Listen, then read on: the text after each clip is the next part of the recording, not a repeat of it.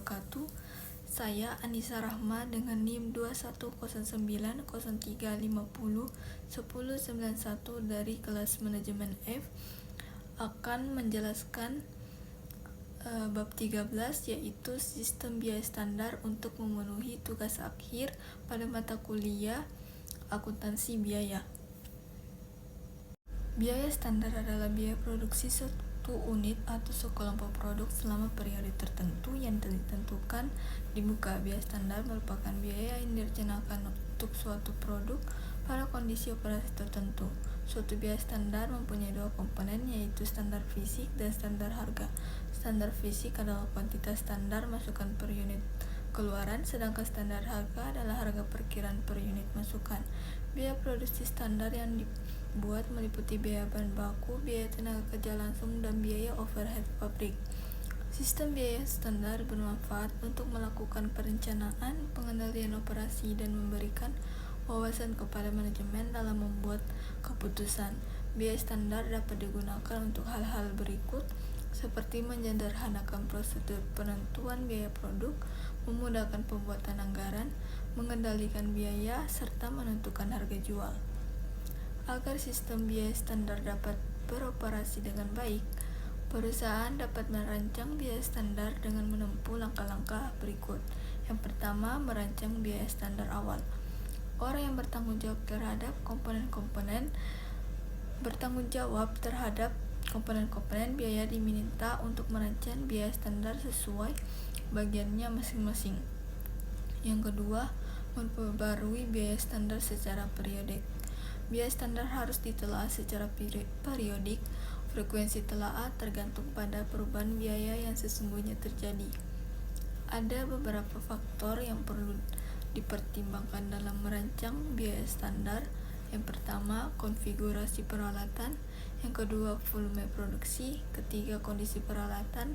Keempat, negosiasi dengan serikat kerja. Dan kelima, pengalaman dan pelatihan karyawan. Perancangan biaya produksi standar meliputi perancangan biaya bahan baku, biaya tenaga kerja langsung, dan biaya overhead pabrik. Dalam penentuan setiap jenis biaya produksi standar, perusahaan merancang tingkat harga standar dan kuantitas standar yang digunakan pada suatu periode tertentu. Biaya produksi standar dapat diubah sesuai dengan situasi dan kondisi yang dihadapi oleh perusahaan. Keberhasilan sistem biaya standar tergantung pada keandalan, akurasi, dan sikap karyawan terhadap standar yang ditetapkan. Semua faktor yang relevan dalam penyusunan standar harus dipertimbangkan. Biaya standar sendiri harus disusun dengan baik agar tidak terlalu sulit dan juga tidak terlalu mudah untuk dicapai. Kemudian, perancangan biaya bahan baku standar. Biaya bahan baku standar terdiri atas harga bahan baku standar dan juga kuantitas penggunaan bahan baku standar. Selanjutnya, perancangan biaya tenaga kerja langsung standar. Biaya tenaga kerja langsung standar terdiri dari tarif tenaga kerja langsung standar dan kuantitas penggunaan tenaga kerja langsung standar. Selanjutnya, perancangan biaya overhead pabrik standar. Penentuan biaya overhead pabrik standar lebih kompleks daripada penentuan biaya standar untuk elemen biaya produksi yang lain. Hal ini disebabkan karena BOP standar meliputi biaya bahan tidak langsung, biaya tenaga kerja tidak langsung, dan biaya produksi lain yang bukan merupakan biaya bahan baku atau biaya tenaga kerja langsung. Salah satu manfaat penggunaan biaya standar adalah membantu manajemen dalam proses pengendalian biaya produksi yang dapat dilakukan dengan menghitung penyimpangan biaya. Penyimpangan biaya standar dihitung dengan membandingkan antara biaya standar dan biaya sesungguhnya. Apabila biaya yang sesungguhnya terjadi lebih rendah daripada biaya standar, maka terjadi penyimpangan yang bersifat menguntungkan dan sebaliknya. Setiap penyimpangan yang terjadi harus dianalisis, dicari penyebabnya, ditentukan pihak yang bertanggung jawab, dan tindakan koreksi yang harus dilakukan jika diperlukan.